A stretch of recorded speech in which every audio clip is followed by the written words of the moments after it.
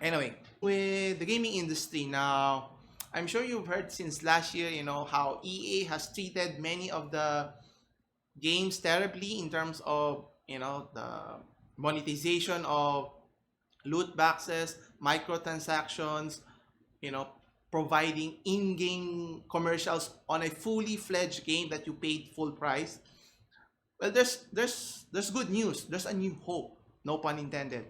In terms of EA's stranglehold on the Star Wars franchise game itself has lost its exclusivity according to IGN.com. So there's some hope in terms of what will happen next. Now, obviously, the issue that stemmed from the Star Wars Battlefront debacle, and then the okay result from what was that game? I forgot the title. Let me see here. Yeah, the one that was successful. I forgot. Yeah, the Star Wars Jedi Fallen Order, which did better than the previous one, and then you have the Squadrons series, which even did better, so to speak. Does it mean that EA will stop producing those games? Well, not necessarily. They just don't have the exclusivity like they partnered with. Yeah, the arrangement way back in 2013. It will run out by 2023. So that's a few years from now. So meaning other developers can conceivably produce Star Wars related franchise games. So there were news that Ubisoft is in talks to develop a new Star Wars game. I think as well as Bethesda is another. So we can look for, if you're a Star Wars fan, for more Star Wars games. Hopefully better games than what we've seen in the past. Anyway, obviously this started when the revival of Lucasfilm games was announced earlier this week, wherein they plan to produce more games, as mentioned, with other publishers like Ubisoft and Bethesda. So EA has not done a great job in terms of promoting the brand itself. It has a turbulent stewardship of how we handle the Star Wars brand. So it's an exciting prospect in terms of not just the publisher, the company, but as well as the gamers are looking forward to. So what does this mean? So I can look from the previous games that which already carried, like Indiana Jones game, the Monkey Island series, the Sam and Max. Now, whether they pursue that or focus primarily on the Star Wars is always a refreshing thought, considering that EA, did a pish posh job of their, uh, you know, creating, well thought out games. Anyway, so let's see here. There you go. So the developer I was mentioned, you have Ubisoft.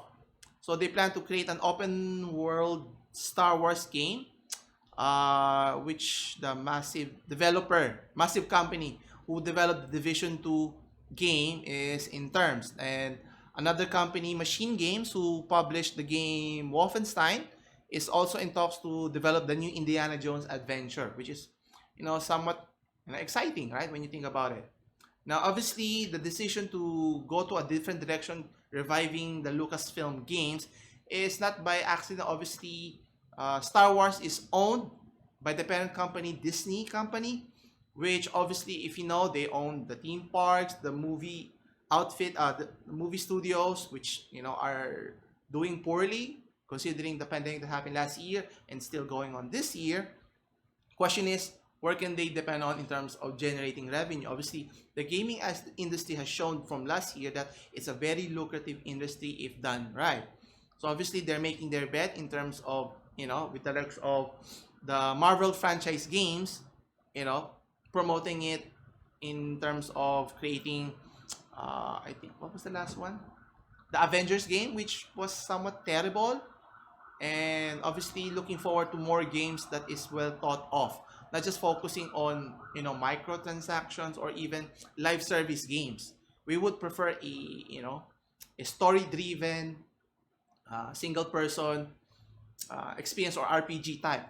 Obviously it's not everyone's cup of tea, but it's better than what they've provided so far, right? And still a long ways. Now obviously for EA, the relationship between EA and Star Wars will continue until 2023 because the agreement they signed with Disney is for 10 years from 2013 all the way to 2023.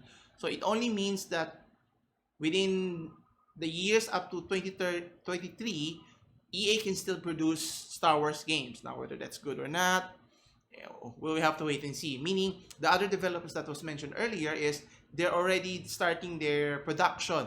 Meaning, it will take years. By the time the agreement expires, then they would release the games by then. So, which is good news.